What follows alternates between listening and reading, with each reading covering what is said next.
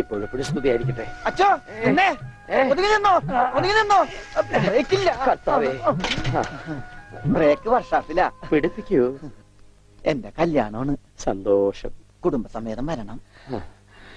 Sorry, ഞാൻ അച്ഛനായിട്ട് തുന്നിയതല്ല.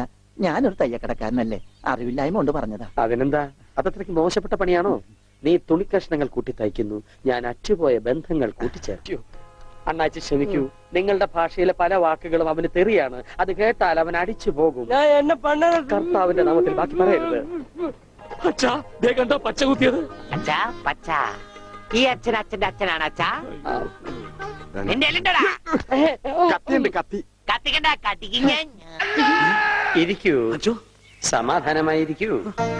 അതൊന്നും കേട്ട് പേടിക്കണ്ട, നസ്യം ചെയ്യുന്നതാണ്. സാധാരണ ഈ ഷോക്ക് ട്രീറ്റ്മെന്റ് കൊടുക്കുന്നതിന് പകരം ആയുർവേദത്തിലുള്ള ഒരു പ്രയോഗമാണ് നസ്യം. സ്മൃതിഭ്രംശം വന്നവർക്ക് അത് കൊടുത്താൽ കഴിഞ്ഞതൊക്കെ ഓർമ്മ വരുമെന്നാണ് ആചാര്യന്മാർ പറയുന്നത്.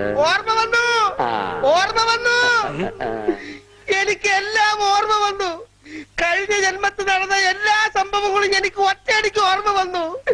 ആ നസ്യം എന്റെ നോസിനേക്കാണ് ഊതി കയറ്റിയത്. ഇപ്പൊ ഞാൻ നസ്രാണി അല്ലച്ചോ, നോസ്രാണിയാണ്. എന്റെ കർത്താവേ,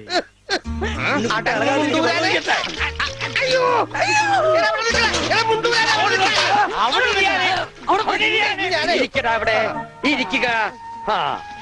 101 കുടം വെള്ളം കോരി തലയിലോട്ട് ഈ കിണറ്റിലെ മുഴുവൻ വെള്ളം എന്റെ തലയിൽ ഒഴിക്കാൻ പോവാണ്. മിണ്ടരുത്. എന്നാ പിന്നെ ഞാൻ ഈ കിണറ്റിലിറങ്ങി കിടന്നാ പോരെ? ഈ കിണറിന്റെ ആഴം എത്രയാണെന്ന് അറിയാമോ നിനക്ക്? ഇല്ല, അച്ഛൻ പോയി നോക്കിട്ട് വാ. നോക്കിയിട്ട് വന്നാ കുളിക്കുമോ? കുളിക്കാം. നോക്കാം. ഏകദേശം നല്ല ആഴമുണ്ട്.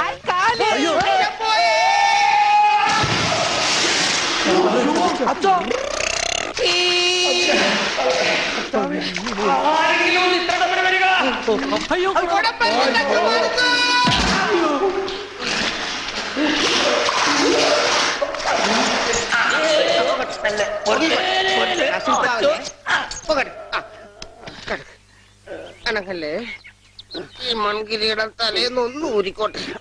കുടത്തിന്റെ ബാക്കി അച്ഛൻ വിഴുങ്ങിയ. അച്ഛന്റെ വയറ്റിൽ ഇത്രക്ക് മത്സ്യസമ്പത്താ.